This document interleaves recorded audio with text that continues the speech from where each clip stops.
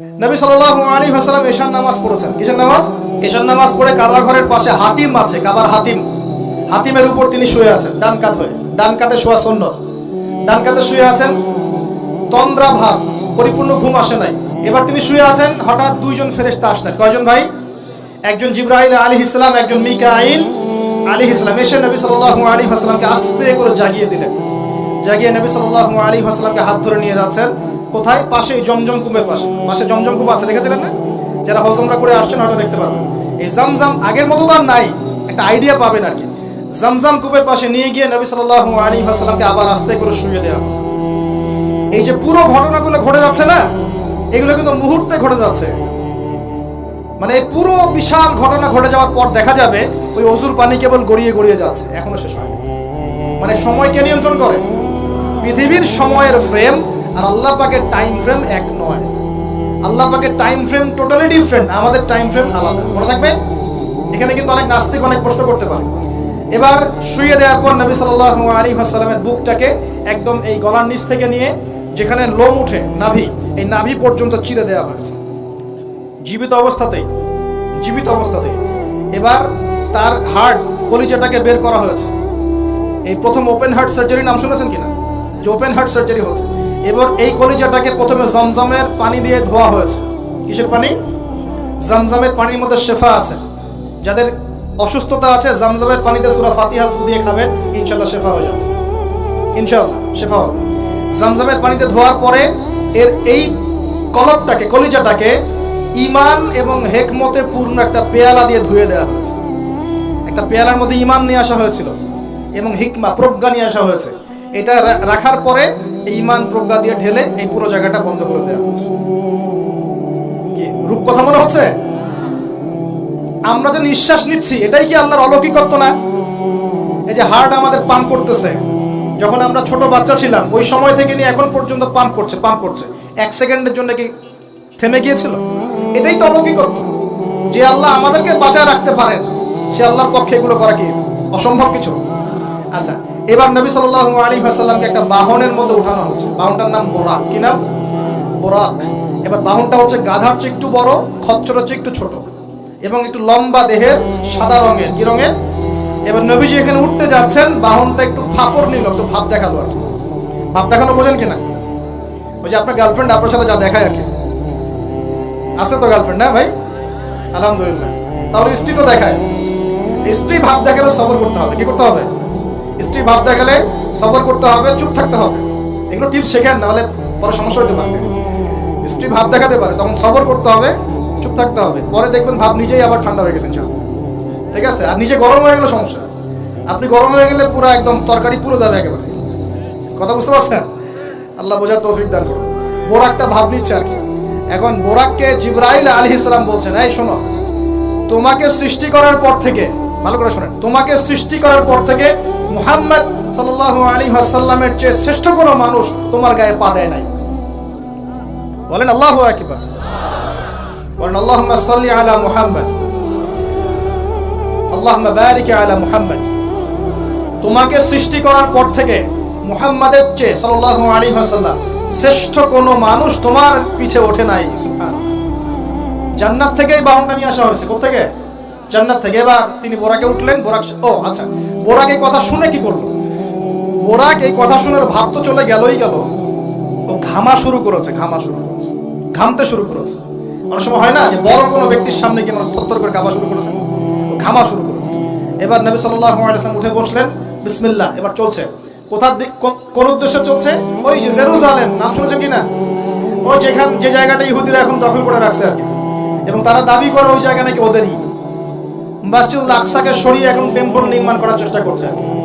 Last কয়েকদিন দেখলাম যে ওখানে খুব বোম্বিং হচ্ছে, ফিলিস্তিনি ভাই বোনদেরকে মারা হচ্ছে, বাচ্চাদেরকে মারা হচ্ছে, আর বলছে ফিলিস্তিন থেকে দেখলেই গুলি করে মেরে ফেলতে।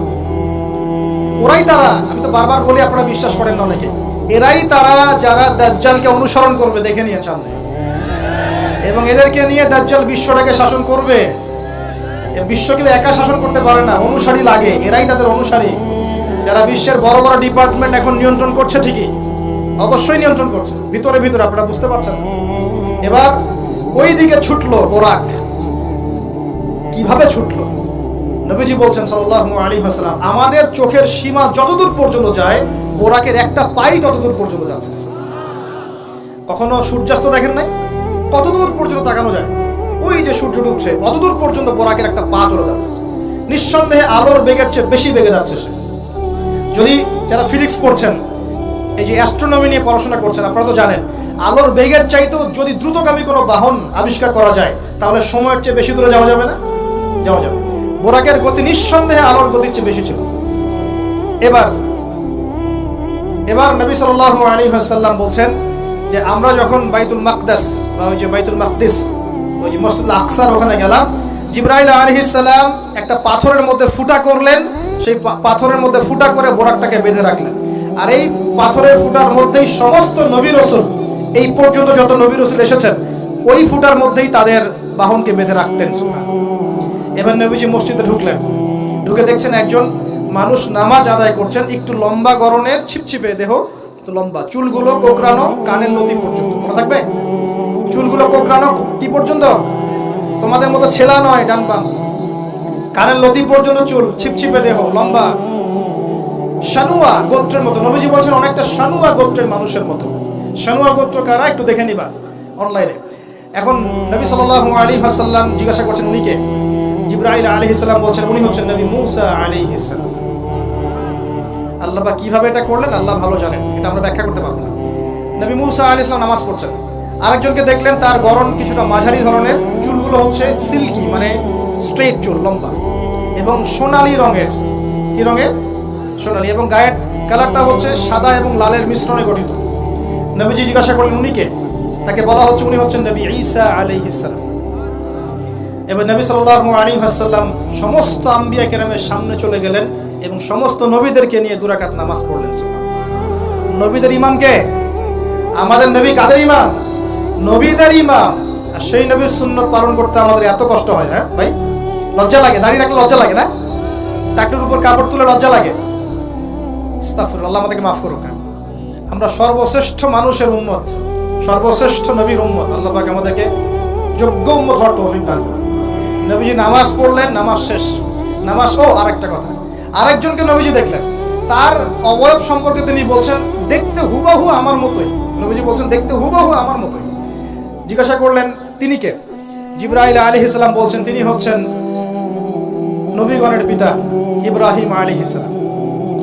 ইব্রাহিম আলাইহিস সালামের দেহের গঠন, চেহারা একদম আমাদের নবীর মতো ছিল। সুবহানাল্লাহ। হয়তোবা এই কারণেই, হয়তোবা আল্লাহ ভালো জানেন, আমরা কিন্তু দরুদে কার নাম পড়ি? নবীর নামের সাথে ইব্রাহিম আলাইহিস সালামের নাম পড়ি এবং তার জীবনীর সাথে আমাদের নবীর জীবনী কিন্তু হুবহু মিল আছে। আমাদের নবীজিকে হিজরত করতে হয়েছে, ইব্রাহিম আলাইহিস সালামকে করতে হয়েছে।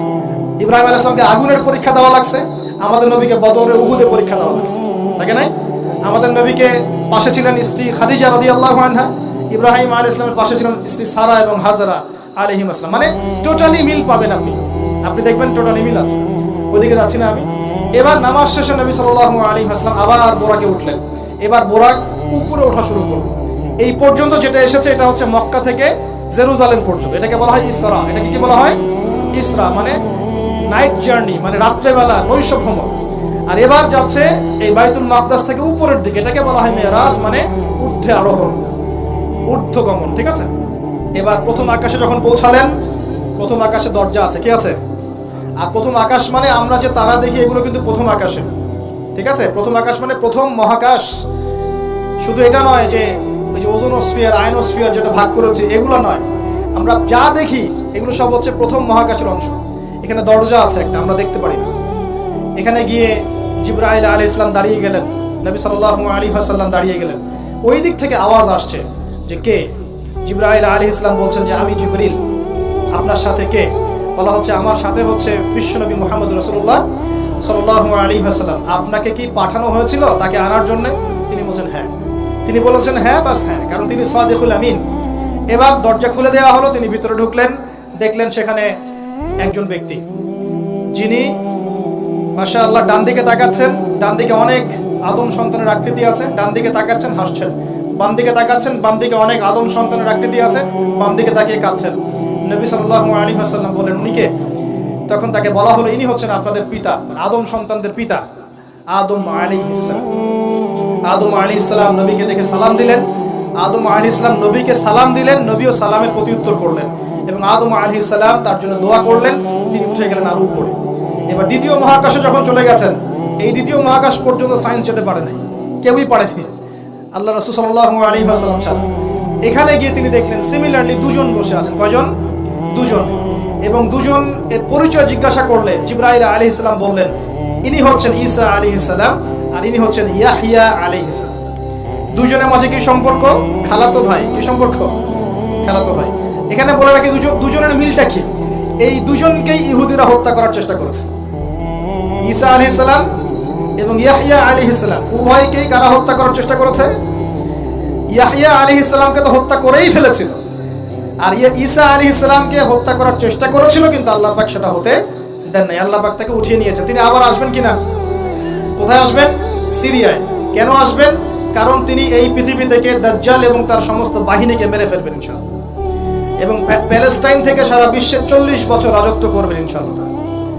এটা হবে কিনা? বিশ্বাস আছে তো ইনশাআল্লাহ? এটা হবে ইনশাআল্লাহ। এরপর সামনে যান, তৃতীয় আসমানে উঠলেন।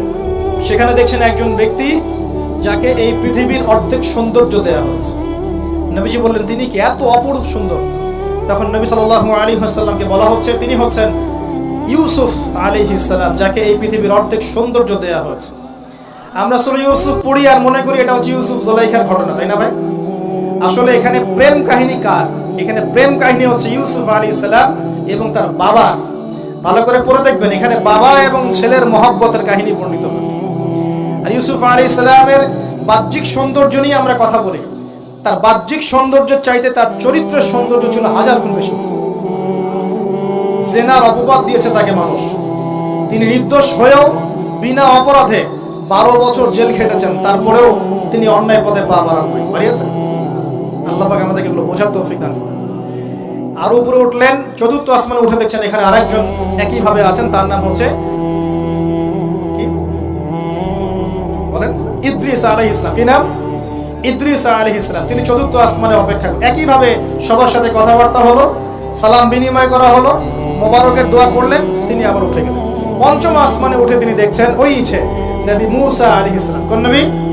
নবী মুসা আলাইহিস সালাম। সবাই সালাম দিচ্ছেন, একই ভাবে কথাবার্তা হচ্ছে। ষষ্ঠ আসমানে উঠে দেখছেন হারুন আলাইহিস সালাম, মুসা আলাইহিস সালামের ভাই, মনে আছে? হারুন আলাইহিস সালাম, যিনি ফেরাউনের কাছে দাওয়াত নিয়ে গিয়েছিলেন, মুসা আলাইহিস সালামের সাথে ছিলেন। সপ্তম আসমানে উঠে তিনি দেখছেন একজন ব্যক্তি যার চেহারা একদম নবীর মতোই। বাইতুল মামুর নামে একটা জায়গা আছে, এই জায়গায় হেলান দিয়ে বসে আছে। নবীজি বললেন, উনি কে? জিবরাইল আলাইহিস সালাম বলছেন, উনি হচ্ছেন আপনার নবীদের সবার পিতা ইব্রাহিম আলাইহিস সালাম। ইব্রাহিম আলাইহিস সালামের আশপাশে অনেক ছোট ছোট বাচ্চা আছে, অনেক ছোট ছোট বাচ্চা। এই বাচ্চাগুলো কারা? এই যে মুসলিম অমুসলিমদের যাদের একদম নাবালক শিশুরা যারা মারা যায়, ওরা কি পাপ করেছে? এই নাবালক ছোট ছোট বাচ্চারা যারা মারা যায়, আল্লাহ রাব্বুল আলামিন তাদের রূহটাকে ওখানে রেখেছেন। তারা ওখানে খেলছে, যখনই ওদের পিতামাতার কথা মনে হয় দৌড় দিয়ে আসে ইব্রাহিম আলাইহিস সালামের কাছে। মনে রাখবেন, বাচ্চাদের সাথে কেন ইব্রাহিম আলাইহিস সালামকে রাখা হয়, এখানে একটা ব্যাখ্যা হতে পারে, আল্লাহু আ'লাম। শিশুদের সাথে থাকতে হলে শিশুর মতো মন থাকতে হয়। বাচ্চাদের সাথে কারা ভালোভাবে মিশতে পারে জানেন? যাদের মনটা বাচ্চাদের মতো, শিশুর মতো সরল হতে হয়, শিশুর মতো হতে হয়, সরল। যাদের মন শিশুর মতো সরল, এদের মনের মধ্যে কিন্তু হিংসা, বিদ্বেষ, রিয়া, অহংকার এগুলো থাকবে না। ইব্রাহিম আলাইহিস সালামকে ওই শিশু কুরবানির পরীক্ষায় ফেলতে হয়েছিল না? আল্লাহ রাব্বুল আলামিন দেখেন তাকে বাচ্চাদের সাথে রেখে দিয়েছে। বাচ্চারা ওখানে খেলাধুলা করে, যখনই ওদের বাবার কথা মনে হয়, মায়ের কথা মনে হয়, দৌড় দিয়ে ইব্রাহিম আলাইহিস সালামের কাছে চলে আসে। তিনি আদর করে দেন, আবার চলে যায়। কি চমৎকার দৃশ্য! তিনি হেলান দিয়ে আছেন বাইতুল মামুরে, সালাম করলেন। সালাম করে নবীজিকে বললেন, হে নবী, আপনার উম্মতকে জানিয়ে দিয়েন, আমি আপনাদেরকে সেটা জানিয়ে দিচ্ছি। হে নবী, আপনার উম্মতকে জানিয়ে দিয়েন যে জান্নাত হচ্ছে একটা উর্বর জায়গা, জান্নাতের পানি হচ্ছে মিষ্টি, জান্নাতের মাটি খুব উর্বর, জান্নাতের অনেক জায়গা ফাঁকা পড়ে আছে। আপনার উম্মতকে জানিয়ে দিয়েন এই ফাঁকা জায়গাগুলোতে তারা যদি গাছ লাগাতে চায় তাহলে যেন পড়ে সুবহানাল্লাহ, আলহামদুলিল্লাহ, ওয়ালা ইলাহা ইল্লাল্লাহ, আল্লাহু আকবার, ওয়ালা হাওলা ওয়ালা কুওয়াতা ইল্লা বিল্লাহ। এই মেসেজটা কে দিয়েছেন? ইব্রাহিম আলাইহিস সালাম। এই যে বাইতুল মামুরে হেলান দিয়ে আছেন, এটা কি? নবীজি বলছেন এটা হচ্ছে ফেরেশতাদের ইবাদত করার জায়গা। কাবা ঘর আছে না আমাদের? এই কাবা ঘরের ঠিক সোজা উপরে বাইতুল মামুর আছে, সপ্তম আসমানের ওখানে। ফেরেশতারা কিভাবে ইবাদত করেন শোনেন। নবীজি বলছেন এই বাইতুল মামুরে প্রতি মুহূর্তে 70,000 ফেরেশতা তাওয়াফ করছে। ঠিক যেমন এখানে তাওয়াফ হচ্ছে 24 ঘন্টা, তাওয়াফ কি থেমে থাকে? তাওয়াফ থামে না। ঠিক ওইভাবে বাইতুল মামুরে তাওয়াফ থেমে থাকছে না। বাইতুল মামুরে ফেরেশতারা তাওয়াফ করছেন 70,000 ফেরেশতা একই সাথে। আর শুনে রাখেন, যে 70,000 ফেরেশতা একবার তাওয়াফ করার সৌভাগ্য পেয়েছে তারা কিয়ামত পর্যন্ত আর দ্বিতীয়বার চান্স পাবে না। এবার কি চিন্তা করতে পারছেন ফেরেশতাদের সংখ্যা কত কত হতে পারে? আমাদের সংখ্যা তত্ত্বের বাইরে, আমাদের সংখ্যা তত্ত্বের বাইরে। এবার নবী সাল্লাল্লাহু আলাইহি ওয়াসাল্লাম আরো একটু উপরে উঠলেন। এই জায়গার নাম সিদরাতুল মুনতাহা। কি নাম? সিদরাতুল মুনতাহা। এটা হচ্ছে একটা বড়ই গাছ। বড়ই গাছ দেখেছেন তো? এটা নবীজি বলছেন এত চমৎকার এই বড়ই গাছ, এর মধ্যে এত বেশি রং ছিল যে রংগুলোকে আমি ব্যাখ্যা করতে পারবো না। এর পাতাগুলো ছিল হাতির কানের মতো এবং এর ফলগুলো ছিল মটকার মতো বড় বড় এক একটা, এবং এর মধ্যে প্রজাপতি বসেছিল। এই প্রজাপতিগুলোর রং এত চমৎকার যেগুলো আমাদের পৃথিবীর রঙের মতো নয়। মানে এগুলো ব্যাখ্যা করার মতো শব্দ আমাদের কাছে নাই। অ্যামেজিং। এটা কোন জায়গা?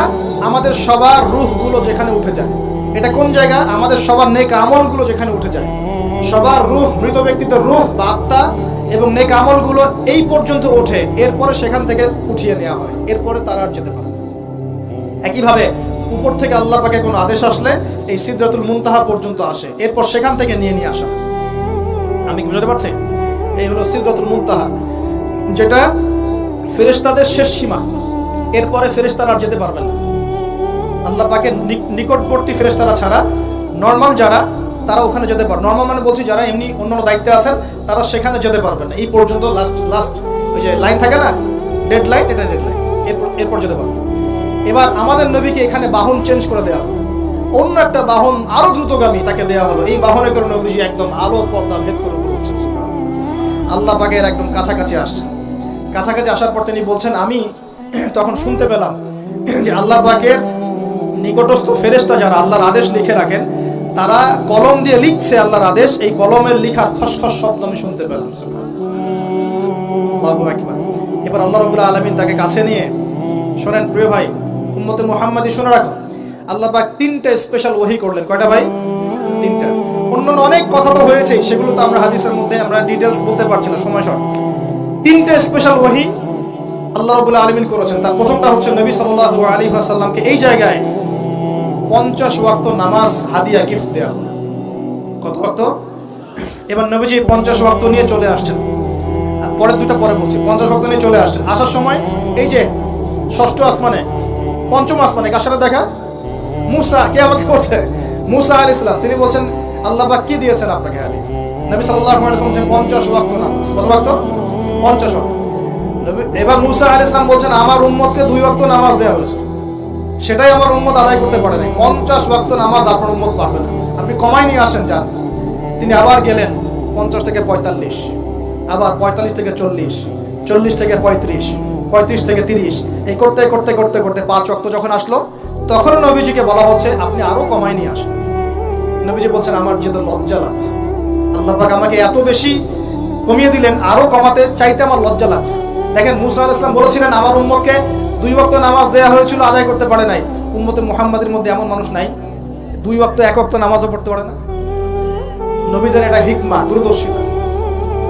এবার নবী সাল্লাল্লাহু আলাইহি ওয়াসাল্লাম আল্লাহর কাছে গিয়ে আরজি পেশ করছেন। আল্লাহ রাব্বুল আলামিন বলছেন 5 ওয়াক্ত নামাজ আমি দিলাম,